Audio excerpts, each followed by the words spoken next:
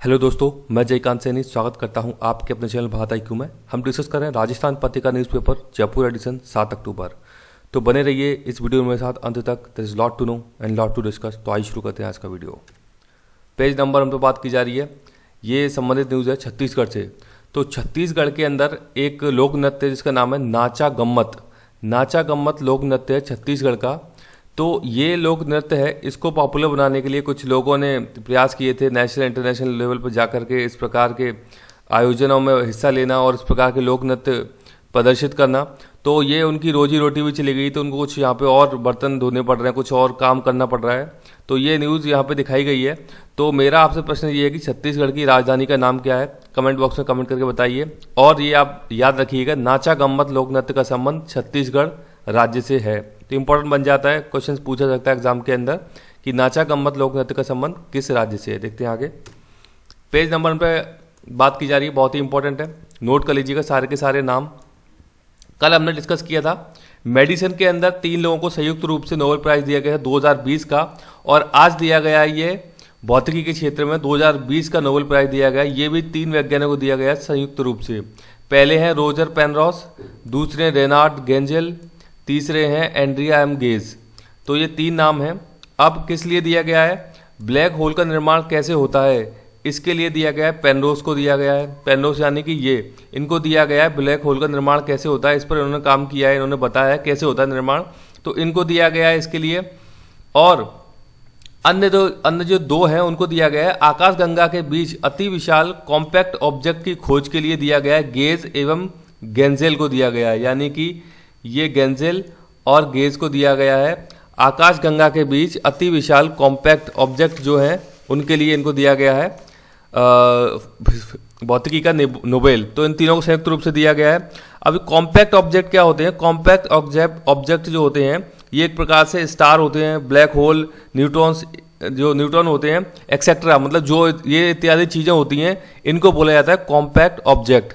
अब हम आगे देखते हैं कुछ और फैक्ट इससे संबंधित जो कि आपको पता होना चाहिए। तो इसमें क्या बात की जाती है कि सबसे पहले जो ब्लैक होल है उसको प्रिडिक्ट किया था, उसको मतलब सोचा होगा उसके बारे में कि ऐसी कोई चीज़ थी, तो वो किया था किसने? अल्बर्ट आइंस्टीन ने। तो इंपॉर्टेंट फैक्ट है ये, अल्बर्ट आइंस्टीन ने सबसे पहले प्रिडिक्ट किया था कि ब्लैक होल नाम की कोई चीज़ होगी। तो ये 1916 में उन्होंने बताया था। किस आधार पर? उनकी एक थ्योरी थी general theory of relativity. General theory of relativity क्या कहती है कि ये सारी की सारी चीज़ें एक दूसरे से कनेक्टेड रहती हैं। जैसे ये है सूर्य, इसके चारों ओर सभी ग्रह अपने अपने पोजीशन में काम कर रहे हैं। जनरल थ्योरी ऑफ रिलेटिविटी है ये, मतलब सारी चीज़ें एक दूसरे से रिलेटेड हैं। जैसे कि पृथ्वी घूम रही है उसी प्रकार मार्स घूम रहा है, जुपिटर घूम रहा है अपने उसमें, सूरज की रोशनी आ रही है सभी के पास जितनी आ रही है, जिस हिसाब से आ रही है, जिस स्पीड से आ रही है। तो ये है जनरल थ्योरी ऑफ रिलेटिविटी, जिसको दिया था अल्बर्ट आइंस्टीन ने। इसके बारे में आपको पता होना चाहिए। तो 1916 में इन्होंने प्रिडिक्ट कर लिया था कि इस प्रकार से ब्लैक होल नाम की कोई चीज़ है, राइट। अब ब्लैक होल को जो ब्लैक होल टर्म जो है, मतलब एग्जैक्टली ब्लैक होल टर्म जो दी है वो दी थी 1967 में। अमेरिका के एक वैज्ञानिक थे जिनका नाम था जॉन व्हीलर। जॉन व्हीलर ने ये टर्म दी थी, ब्लैक होल नाम से कोई चीज़ है, और अल्बर्ट आइंस्टीन ने प्रिडिक्ट किया था इस प्रकार से कोई चीज़ है। उन्होंने ब्लैक होल नाम नहीं बोला था, इसको नाम बाद में निकल के आया 1967 में जॉन व्हीलर ने दिया है, ब्लैक होल नाम दिया है। आगे क्या होता है? इसका प्रथम बार भौतिक रूप से ब्लैक होल खोजा गया था 1971 में। अब भौतिक रूप से क्या मतलब है कि इससे पहले यानी 1971 से पहले सारी की सारी चीज़ें थ्योरेटिकल थी, मतलब लोगों ने अपनी अपनी डेफिनेशंस दी, अपना इंटरप्रिटेशन दिया कि इस प्रकार से चीज़ें हैं और ये सारी चीज़ें। लेकिन भौतिक रूप से, फिजिकल रूप से जो बात निकल के सामने आई कि ब्लैक होल नाम की कोई चीज़ है और वास्तव में ये एग्जिस्ट करता है, ये 1971 में पता चला था दुनिया को। अब 2019 में इसकी पहली बार फोटो जारी हुई। ये इसकी पिक्चर देख सकते हैं, ये है ब्लैक होल की पिक्चर। ये बड़ी उपलब्धि है, 2019 में इसकी पिक्चर ली गई। कैसे ली गई? इवेंट हॉरिजॉन टेलीस्कोप का प्रयोग करके इसकी एक पिक्चर ली गई जो कि आपके सामने है। तो ये सारे के सारे डेवलपमेंट इससे संबंधित हैं, इसके बारे में आपको पता होना चाहिए, क्योंकि ब्लैक होल के बेसिस पे इस बार नोबेल दिया गया है। तो इसके संबंध में बैकग्राउंड में कुछ और चीज़ें जहाँ पूछी जा सकती हैं आपसे एग्जाम के अंदर। देखते हैं आगे। पेज नंबर पर बात की जा रही है, ये 2 अलग अलग न्यूज़ है यहाँ पे। तो ये भी स्पेस रिलेटेड न्यूज़ है। तो यहाँ पे सबसे पहले बात की जा रही है मंगल ग्रह पर पानी के संकेत मिले हैं। तो ये न्यूज़ यहाँ पे कवर की गई है। वैज्ञानिकों ने बताया है कि जो मंगल ग्रह है उसके दक्षिणी छोर पर 3 नई भूमिगत पानी की झीलों को खोजा गया है। तो ये इंपॉर्टेंट बात है। अभी ये मंगल ग्रह आपको पता है पृथ्वी के सबसे नज़दीक है इस समय पर, ये मैंने आपको बताया था। मंगल ग्रह को रेड रेड ग्रह यानी लाल ग्रह के नाम से भी जाना जाता है, ये भी इंपॉर्टेंट फैक्ट है, आपको पता होना चाहिए। तो ये न्यूज़ यहाँ पे कवर की गई है। दूसरी क्या न्यूज़ है कि पृथ्वी के करीब आ रहा है एक एस्ट्रॉयड, उस एस्ट्रॉयड का नाम क्या है? एस्ट्रॉयड का नाम है एस्ट्रॉयड 2020 RK2, ये नाम आपको पता होना चाहिए। RK2 ये इसका नाम है एस्ट्रॉयड का। तो इस धरती के नज़दीक आ रहा है, ये यहाँ पे न्यूज़ कवर की गई है।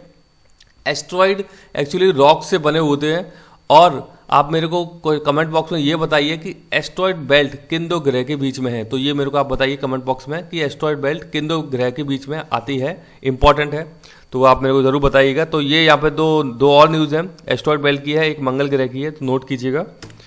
पेज नंबर 6 पे बात की जा रही है, ये पॉलिटिक्स से संबंधित न्यूज़ है। यहाँ पे एडिटोरियल है आभा सिंह जी का। तो ये क्या बात चल रही है यहाँ पे? सबसे पहले हम देखते हैं कि एक एक्ट है बहुत ही इंपॉर्टेंट, घरेलू हिंसा एवं महिला संरक्षण एक्ट है, 2005 में लाया गया था, 2006 में इसको लागू कर दिया था। घरेलू हिंसा एवं महिला संरक्षण कानून पूछा सकता है एग्जाम के अंदर आपको।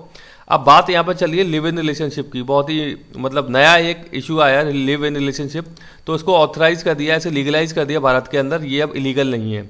तो अधिकार अनुच्छेद के अधिकार जो है, ये अनुच्छेद 21 जो है संविधान का भाग 3 के अंतर्गत, उसमें ये आपको उससे ये आपको पावर मिलती है, उससे आपको अधिकार मिलता है कि आप लिव इन रिलेशनशिप में रह सकते हो, आपका अधिकार है, अनुच्छेद 21 के तहत आपका फंडामेंटल राइट है, राइट। अब इस कानून के तहत यदि लिव इन रिलेशनशिप में कोई रह रहा है, मतलब जो मेल फीमेल रह रहे हैं, तो महिला यदि कोई उसमें हर्जाना चाहती है, कोई मेंटेनेंस चाहती है, तो वो कोर्ट से जा करके अपनी गुहार कर सकती है और उससे खर्चा मांग सकती है कोर्ट से। तो ये यहाँ पे बात की गई है एडिटोरियल के अंदर। तो आपको पता होना चाहिए लिव इन रिलेशनशिप क्या है, अनुच्छेद 21 से संबंधित है, और ये भारत में लीगलाइज है। घरेलू हिंसा महिला संरक्षण कानून 2005 में आया था, 2006 में से लागू किया गया था। ये सारे के सारे फैक्ट आपको पता होना चाहिए, इंपॉर्टेंट है, पूछे जाते हैं एग्जाम के अंदर। पेज नंबर 8 पे बात की जा रही है, ये बात की जा रही है ट्रैवल एंड टूरिज्म से संबंधित न्यूज़ है। तो दुनिया के 10 बेहतरीन शहरों में से राजस्थान के उदयपुर को 7वां स्थान मिला है, ये बहुत ही खुशी की बात है, और इसके साथ साथ 14वां स्थान मिला है जयपुर को। तो बड़ी अच्छी बात हो जाती है कि राजस्थान का एक शहर जो कि टॉप 10 में अपनी जगह बनाता है 7वें स्थान पर। ये जारी किया है ट्रैवल एंड लेजर मैगजीन ने इशू किया है, एक मैगजीन ये जो इशू किया है संस्करण, वहाँ पे इसको बताया है कि उदयपुर दुनिया के 10 शहरों में से 7वें नंबर पर आता है बेहतरीन शहरों में। तो ये इंपॉर्टेंट न्यूज़ है, पता होना चाहिए आपको, क्योंकि राजस्थान के बारे में है। पेज नंबर 9 पे बात की जा रही है, ये बात की जा रही है यहाँ पे भारत और पाकिस्तान के बीच में एक मामला चल रहा है बासमती चावल को लेकर के। तो बासमती चावल भारत ने जीआई टैग के लिए ऑलरेडी अपना आवेदन कर रखा है, इसमें जीआई टैग मिल चुका है भारत को। तो यहाँ पे पाकिस्तान अड़ रहा है यहाँ पे कि जीआई टैग हमें मिलना चाहिए, यूरोपियन यूनियन ने जाके बोल रहा है कि जीआई टैग पाकिस्तान का हक है, इंडिया को नहीं मिलना चाहिए। तो अब देख लेते हैं इससे संबंधित कुछ और हम इंपॉर्टेंट फैक्ट जीआई टैग से। तो जीआई टैग जो है बासमती चावल को लेकर के दिया गया है, किसको दिया गया है? ये दिया गया पंजाब, हरियाणा, दिल्ली, यूपी, हिमाचल प्रदेश, उत्तराखंड, जम्मू कश्मीर एवं पश्चिमी उत्तर प्रदेश। तो यहाँ पे क्या है कि बासमती चावल को पैदा किया जाता है, तो इन एरियाज के अंदर लार्जली पैदा किया जाता है। तो भारत के अंदर जीआई टैग इन एरियाज को दिया गया है, राइट।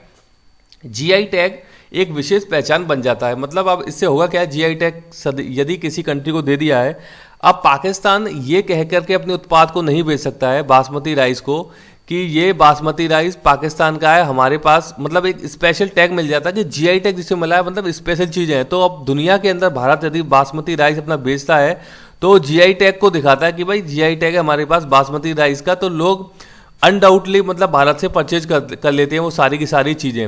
अब पाकिस्तान इस प्रकार से ये किसी देश को नहीं बोल सकता है कि इस चीज़ का जीआई टैग हमारे पास है बासमती राइस, तो आप हमसे लीजिए ये सारी की सारी चीज़ें। तो वहाँ पे इन चीज़ों का फ़र्क पड़ता है, जिस कंट्री के पास जीआई टैग होता है उसकी चीज़ें बहुत अच्छे से मार्केट में सेल होती हैं और उनकी डिमांड होती है, क्योंकि उस कंट्री को जीआई टैग दिया हुआ है। इसका मतलब है कुछ विशेष खास बात है, कुछ गुणवत्ता है उस चीज़ के अंदर, इसीलिए उसको जीआई टैग दिया गया है। तो जीआई टैग जो दिया जाता है वो दिया जाता है जीआई यानी कि geographical indication of goods act है 1999 का। तो वहाँ पे पंजीकरण उसके संरक्षण की बात आती है जीआई टैग को लेकर के, तो इसके तहत दिया जाता है जीआई टैग। जीआई टैग 10 वर्षों के लिए दिया जाता है, इसको रिन्यू भी कराया जा सकता है इसके बाद में। जीआई टैग दिया जाता है कृषि, प्राकृतिक या विनिर्माण उत्पाद के लिए, इसमें हैंडीक्राफ्ट और औद्योगिक वस्तुएं भी आ जाती हैं। तो जीआई टैग के बारे में ये इंपॉर्टेंट चीज़ें आपको पता होना चाहिए इसके बारे में। तो बासमती राइस को लेकर के पाकिस्तान और भारत के बीच में जो विवाद है, तो उससे संबंधित यहाँ पे न्यूज़ कवर की गई है। देखते हैं आगे, पेज नंबर 10 पे बात की गई है। तो यहाँ पे फ्रांस के अंदर तूफान आया है, तो उसकी पिक्चर ली गई है। तो देख लेते हैं कुछ इंपॉर्टेंट फैक्ट नजर डाल देते हैं फ्रांस के ऊपर।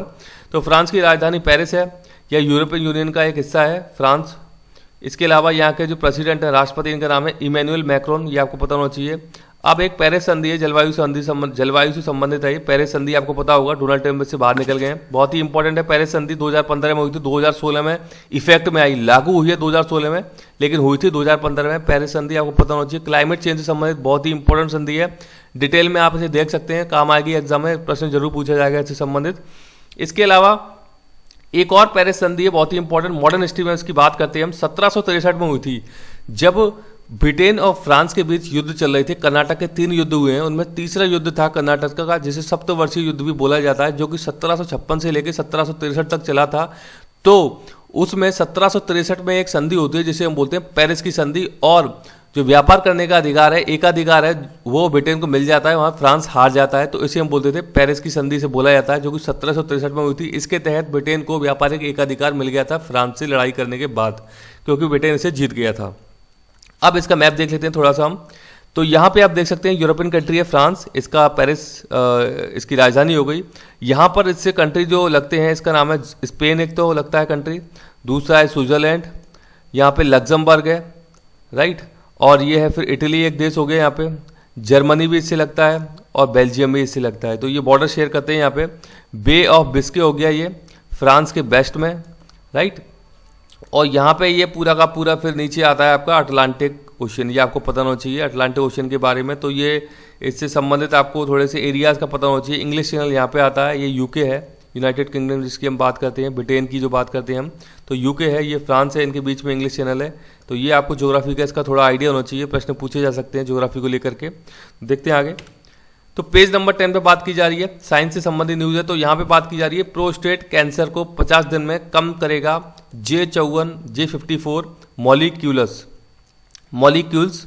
तो J54 मॉलिक्यूल्स जो है प्रोस्टेट कैंसर है उसको 50 दिन में कम करेगा। ये कुछ यहाँ पे नई डेवलपमेंट किए गए हैं वैज्ञानिकों के द्वारा। तो यह ज़्यादातर प्रोस्टेट कैंसर जो पुरुषों में देखने को मिलता है, तो इसके बारे में अभी कुछ खोज की गई है। तो यहाँ पे बताया गया है कि J54 मॉलिक्यूल्स प्रोस्टेट कैंसर को 50 दिन में कम करेगा। तो ये अच्छी खबर है, ताकि लोगों के स्वास्थ्य बढ़िया रहेंगे, लोग मतलब ज़्यादा दिनों के लिए जीवित रहेंगे, क्योंकि इस प्रकार के डेवलपमेंट होते हैं, मतलब बीमारी को सही कर पाएंगे हम। कैंसर आपको पता है बहुत ही बड़ा और मतलब घातक एक रोग है, घातक एक बीमारी है दुनिया के अंदर। देखते हैं आगे। पेज नंबर 10 पे बात की जा रही है, ये बात की जा रही है किर्गिस्तान। मैंने कल भी इसके बारे में न्यूज़ कवर की थी। तो यहाँ पे अभी क्या मामला आया है कि चुनाव हुए हैं संसद के, और केंद्रीय चुनाव आयोग ने इसे अमान्य घोषित कर दिया है। तो किर्गिस्तान के अंदर चुनाव आयोग ने संसद के चुनाव जो है उसको अमान्य घोषित कर दिया है। तो राजधानी आपको पता होना चाहिए किर्गिस्तान की, इसका नाम है बिश्केक, और यहाँ की संसद है उसको बोलते हैं सुप्रीम काउंसिल। देख लेते हैं इसके मैप पे एक बार नज़र डाल देते हैं फिर से, क्योंकि एग्जाम में प्रश्न पूछा जा सकता है, चर्चा में है काफ़ी किर्गिस्तान। तो आप देख सकते हैं ये देश है किर्गिस्तान, इसके 4 देश बाउंड्री शेयर करते हैं। ऊपर है कजाकिस्तान, यहाँ पे ताजिकिस्तान, यहाँ पे चाइना, राइट, और फिर है ये उज्बेकिस्तान। तो 4 देश इससे बॉर्डर शेयर करते हैं, उज्बेकिस्तान, कजाकिस्तान, चीन और ताजिकिस्तान। ये आपको पता होना चाहिए इसके बारे में। सेंट्रल एशिया कंट्री है किर्गिस्तान, इंपॉर्टेंट है क्योंकि न्यूज़ काफ़ी इसकी चल रही है अभी इलेक्शंस को लेकर के। तो आपको पता होना चाहिए इसके बारे में, इसकी लोकेशंस के बारे में। तो आई होप कि आपको वीडियो अच्छा लगा होगा। वीडियो अच्छा लगा है तो ज़्यादा से लाइक करें, शेयर करें, सब्सक्राइब करें, ताकि और भी लोग इस वीडियो का फ़ायदा उठा सकें। और आप अपने ये वीडियो ज़रा से जो भी आपके दोस्त हैं उनको शेयर कर सकते हैं वीडियो, ताकि बेहतरीन चीज़ें उनको मिल सकें, सही चीज़ें उनको मिल सकें, ताकि वो कॉम्पिटिशन एग्जाम में जब भी बैठें तो कई सारे क्वेश्चन यहाँ से क्रैक कर सकें। और आपने कुछ सुझाव देना चाहते हैं तो आप मुझे कमेंट बॉक्स में भेज सकते हैं। इसी के साथ धन्यवाद।